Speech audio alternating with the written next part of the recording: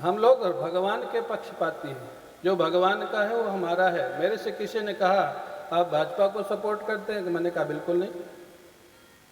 बोले फिर आप कमल और मोदी जी का नाम क्यों लेते हैं बार बार? मैंने कहा मैं मोदी जी को सपोर्ट करता हूँ, क्योंकि मोदी जी हमारे राम जी के भक्त हैं, कृष्ण जी के भक्त हैं, शिव जी के भक्त हैं। कौन प्राइम मिनिस्टर होगा जो 9 दिन नींबू जल पी करके और नवरात्रि का व्रत करता होगा, सारे काम करता होगा? ऐसा प्राइम मिनिस्टर देखा है आप लोगों ने? देश का शासक देखा है ऐसा? और वो जिसको सपोर्ट करेंगे, अगर वो बीजेपी में है तो हम बीजेपी को सपोर्ट करेंगे। जो राम जी का है वो हमारा है, जो राम जी का नहीं वो किसी काम का नहीं। वो किस काम का है? हाँ, वो तो बेकार आदमी है। हाँ? तो महाराज कहते का अर्थ क्या है? यहाँ याद आया, हिरण्यकश्यप भी योजना बना रहा था, विष्णु को मारेंगे। आज भी बहुत लोग योजना बनाए थे बेचारों की, पहले फेल हो गई, सारा गड़बड़ हो गया। खुशी की बात है, उस पर भी तालियां बजा लो आप लोग। हाँ, फेल हो गया। ये शेख चिल्ली की जो योजनाएं होती है ना, वैसे ही होती है। तो महाराज अब उन्होंने योजना क्रियान्वित कर दी। हिरण्यकश्यप ने, सारे जो दैत्य लोग थे वो पूजा पाठ में बाधा डालने लग गए। जहाँ यज्ञ हुए वहाँ बाधा डालें, जहाँ कथा हुए वहाँ बाधा डालें, जहाँ महाराज गौ सेवा हुए वहाँ बाधा डालें। असुरों का यही काम। और हिरण्यकश्यप तपस्या करने लग गया हिमालय में जाकर के। एक पैर के सहारे खड़ा है, दोनों हाथ ऊपर को कड़े हुए हैं, और इतने साल तक तपस्या की आप कल्पना कर सकते हैं? उसकी चमड़ी, उसका मांस, उसका रक्त सब दीमक खा गया, केवल हड्डी बची। और उस हड्डी में दीमक ने, जो मिट्टी का ढेर होता है ना, दीमक का आपने देखा होगा अगर गांव में कभी गए होंगे। दीमक ने अपना घर बना लिया, मिट्टी का ढेर हो गया उसके हड्डी के ढांचे में, और उस मिट्टी के ढेर में बांस के पौधे निकल आए। इतने साल तपस्या किया हिरण्यकश्यप ने। आपने कहेंगे तो मरा नहीं? नहीं, सतयुग में प्राण अन्न में नहीं होता था, हड्डी में होता था। जब तक हड्डी रहेगी व्यक्ति जीवित रहेगा। ये सतयुग की व्यवस्था थी।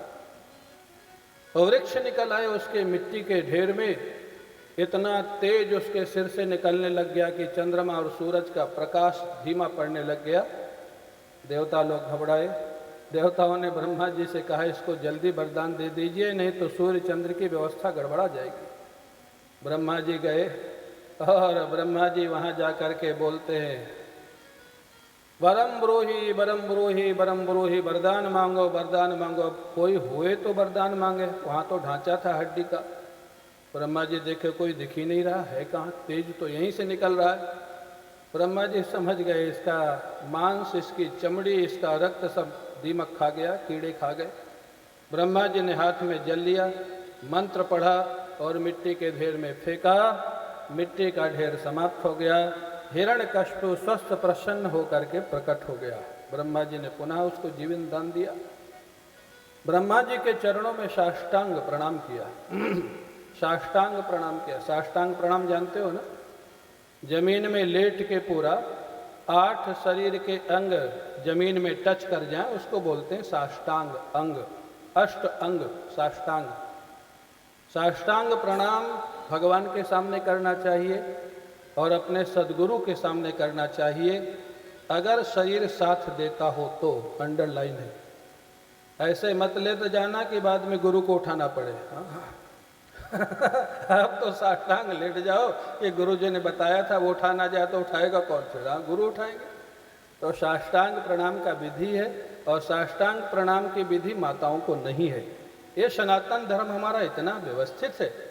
पुरुषों को साष्टांग प्रणाम करना चाहिए जब तक शरीर ठीक हो। शरीर ठीक नहीं है, मत लेटिए। दाहिने हाथ से दाहिना पैर, बाएं हाथ से बायां पैर, पॉजिटिव एनर्जी आती है, ऐसे प्रणाम करना चाहिए। अगर झुकने में भी समस्या है तो दोनों हाथ जोड़ करके सिर झुका के प्रणाम करना चाहिए। दोनों हाथ जोड़ने का अर्थ होता है कर्म शक्ति का समर्पण, और सिर झुकाने का अर्थ होता है अपने ईगो का समर्पण गुरु के चरणों में। ये जो हाय बाय टाटा है ना, ये प्रणाम के लक्षण नहीं है, ये नहीं करना चाहिए। अगर आप भगवान से जुड़े हैं, भगवान के रास्ते पे चलते हैं, तो फोन पर भी जय श्री राम बोलो, जय श्री कृष्णा बोलो, राधे राधे बोलो। ये हाय बाय नहीं बोलना चाहिए। ये आप शकुन है, ये आप शब्द हैं। पहले कोई दुर्घटना होती थी तो लोग हाय बोलते थे, और आजकल फ़ोन पे, हाँ, एडवांस व्यक्ति जो हैं, हाई एजुकेटेड लोग हैं, अगर हाय ना बोलते हैं तो लोग क्या समझेंगे? अरे जय श्री राम बोलो ना गर्व के साथ। क्या सुंदर विग्रह अयोध्या का है, हाँ, देख के नेत्र ललचाते हैं। ऐसा ऐसे लगता है जैसे साक्षात राम लला प्रकट हो गए हो, ऐसा लगता है। इतना सुंदर विग्रह लगता है, भूतो ना भविष्यति, ऐसा सुंदर लगता है साक्षात प्रकट हुए। और वो तो किसी वो प्रक्रिया से बना दिया है ना कि वो मुस्कराते भी हैं, आंखें झपकता भी हैं। वो भी हमारे पास क्या एआई कोई प्रक्रिया होती है, उसके द्वारा वो बनाया गया है। इतने सुंदर लगते हैं, मुस्करा रहे हैं, इधर उधर देख रहे हैं, आंखें झपकाते हैं, ऐसा लगता है कि बस इन्हीं को देखते रहो। अरे उनका नाम बोलो ना, जब भी फ़ोन करो। खेतान परिवार में, युवराज का परिवार में तो शुरू से ये नियम है, बड़ी खुशी की बात है, हमेशा फ़ोन पे जय सिया राम ही बोलते हैं शुरू से। बच्चे भी बोलते होंगे, मैं समझता हूँ, सभी लोग बोलते हैं। आज यहाँ जितने लोग बैठे हैं वो कम से कम ये वचन दे के तो जाओ हमको दक्षिणा के रूप में, आपका पैसा हमको नहीं चाहिए। दे दोगे तो मना नहीं करेंगे, लेकिन पैसे की जरूरत नहीं है, भगवान ने बहुत दिया है, जरूरत से ज़्यादा हमारे पास है। लेकिन एक वचन हमको दक्षिणा में दे दो कि आज के बाद फ़ोन पे अपने इष्ट का नाम लोगे, हाय बाय नहीं बोलोगे, जय श्री कृष्णा बोलो, जय श्री राम बोलो, हर हर महादेव बोलो, राधे राधे बोलो। वचन देते हो तो ताली बजा लो भाई, हाँ? ये हमारे भागवत की दक्षिणा है, हाँ? अरे वातावरण बनता है, वाइब्रेशन बनते हैं, शब्द का प्रभाव होता है वातावरण पे। अब महाराज कहते हैं हिरण्यकश्यप को साष्टांग प्रणाम किया, और प्रणाम करने के बाद बड़ी भारी स्तुति करता है। आप ही सृष्टि करता है, आप ही पालन करता है, आप ही संहार करता है, झूठी प्रशंसा कर रहा है। ब्रह्मा जी खाली सृष्टि करता है, पालन करता विष्णु जी हैं, संहार करता शिव जी हैं, लेकिन झूठी प्रशंसा, साष्टांग प्रणाम। यहाँ से क्या सीखना है? कोई व्यक्ति अचानक ज़रूरत से ज़्यादा आपको दंडवत करने लग जाए और ज़रूरत से ज़्यादा आपकी प्रशंसा करने लग जाए तो प्रसन्न मत होना, सावधान हो जाना। समझ लेना कुछ ना कुछ गड़बड़ करेगा आपके साथ। अचानक ज़रूरत से ज़्यादा, जब मिले दंडवत साष्टांग लेट जाए, जब मिले प्रणाम, जब मिले प्रणाम।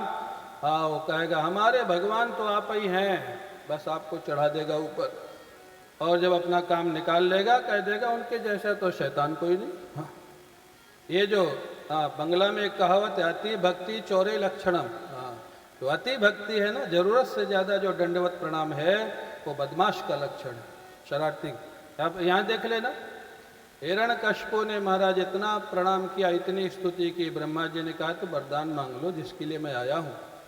हिरण्यकश्यप ने कहा ऐसा वरदान दे दो कि मेरी मौत कभी न हुए। ब्रह्मा जी ने कहा ये तो संभव नहीं। क्यों महाराज? ब्रह्मा जी ने कहा मौत मेरी भी होती है, मैं ये वरदान मेरे पास है ही नहीं तो दूंगा कहाँ से, और कुछ मांग लो। अच्छा, फिर वो कहता तो आपकी सृष्टि के बनाए हुए किसी पशु पक्षी व्यक्ति हथियार से मेरी मौत न हुए, ठीक है।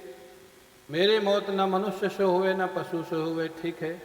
मेरी मौत न दिन में हुए न रात में हुए, न अंदर हुए न बाहर हुए, न ऊपर हुए न नीचे हुए, न अस्त्र शस्त्र से हुए न बिना अस्त्र शस्त्र के हुए, न जड़ से हुए न चेतन से हुए। क्या बुद्धि थी हिरण्यकश्यप की, आखिर तो जय विजय ही थे ना। ऐसे ऐसे वरदान मांग लिए कि ब्रह्मा जी कांपने लग गए। ये देने का मतलब इसकी मौत नहीं होगी, और इसकी मौत नहीं होगी तो सारी सृष्टि को बर्बाद कर देगा। ब्रह्मा जी क्या करें? ब्रह्मा जी ने नारायण का स्मरण किया, प्रणाम किया, प्रभु अब आप ही संभालिएगा, मैंने वचन दे दिया, पीछे तो हट नहीं सकता, और एव मस्तु कर दिया।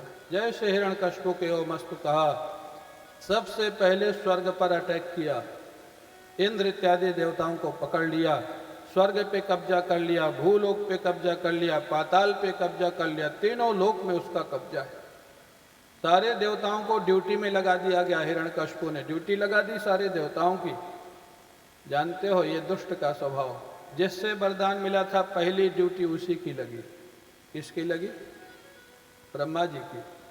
ब्रह्मा जी की ड्यूटी लगी, देखो जी ब्रह्मा, जब मैं सो के उठने का मेरा समय हो ना, तुम महल में आ जाया करो, वेद मंत्र मेरे को सुनाया करो, वेद मंत्र सुनाओगे तब मैं उठूंगा जागूंगा, आप खड़े खड़े वेद मंत्र सुनाना। यही था ना जो साष्टांग प्रणाम कर रहा था, हाँ दंडवत कर रहा, यही था। यही दुष्ट का स्वभाव है, जो जरूरत से ज्यादा प्रणाम करे एक दिन वो आपको धोखा देगा। ब्रह्मा जी बोले ठीक है, वरुण देवताओं की ड्यूटी लगा दी, पानी भर के लाया करो हमारे लिए। वायु देवताओं की ड्यूटी लगी, पंखा झला करो। नारद जी कहते हैं मेरी भी ड्यूटी लगी थी। क्या प्रभाव था हिरण्यकशिपु का। नारद जी कहते हैं मेरी भी ड्यूटी लगी। बोले महाराज आपकी क्या ड्यूटी लगी। बोले रोज संगीत सुनाने की ड्यूटी मेरी थी। हिरण्यकशिपु को रोज संगीत सुनाने में जाता था। युधिष्ठिर जी ने पूछा महाराज क्या संगीत सुनाते थे। आपका प्रिय भजन तो श्रीमन नारायण नारायण ये सुनाते थे। नारद जी ने कहा राम कहो, ये संगीत सुनाता तो मेरी पिटाई होती। बोले फिर क्या सुनाते थे। बोले न चाहते हुए भी हिरण्यकशिपु के नाम का कीर्तन मेरे को करना पड़ता था, ऐसी मेरी व्यवस्था थी। हाँ क्या प्रभाव था हिरण्यकशिपु का। ऐसे ऐसे प्रभावी लोग हुए इस भारत विश्व में। उन लोगों ने भी सनातन धर्म को मिटाने का प्रयास किया था। ऐसा प्रभावी व्यक्ति था हिरण्यकशिपु। तीनों लोकों में शासन, बड़े बड़े देवता उनकी ड्यूटी में। वो भी कहता था भक्तों को मिटा दो, यज्ञों को मिटा दो, सनातन धर्म को मिटा दो। आज सुन के कभी कभी हंसी आती है। हिरण्यकशिपु जिसको नहीं मिटा सका, रावण जिसको नहीं मिटा सका, कंस जिसको नहीं मिटा सका, आज के ये मेढक जो टर टर करते सनातन धर्म को मिटाएंगे। सनातन धर्म हमेशा था, हमेशा रहेगा और हमेशा रहने वाला है। वो मिट जाएंगे जो सनातन धर्म के खिलाफ बोलेंगे, और मिट रहे हैं। शायद आप लोग देख रहे होंगे कई लोग इसलिए अपनी पार्टियां छोड़ रहे हैं कि उन लोगों ने राम मंदिर के उद्घाटन में जाने से मना कर दिया। वो आहत हो गए लोग। हमारे जबलपुर का मेयर जगत बहादुर सिंह अन्नू, अभी मैं जबलपुर से आया, वो बीजेपी ज्वाइन कर लिया। कांग्रेस से बड़ा अच्छा इंसान था। उससे पूछा मीडिया वालों ने क्यों छोड़ रहे हो कांग्रेस। बोले जब से इन्होंने राम मंदिर के उद्घाटन में जाने से मना किया मेरे को बहुत धक्का लगा। वो जय श्री राम रोज बोलता था। बोले ऐसी पार्टी में मैं नहीं रह सकता जो राम के उद्घाटन का विरोध करे, राम मंदिर में नहीं जाए। तो छोड़ दिया पार्टी, बीजेपी ज्वाइन कर लिया। ये तो सनातन ताली तो बजा लो, इतनी बड़ी बड़ी घटनाएं हो रही है।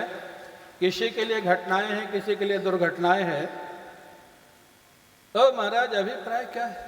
ये बड़े बड़े लोग सनातन धर्म के पीछे दुष्ट लोग पहले से पड़े रहते थे।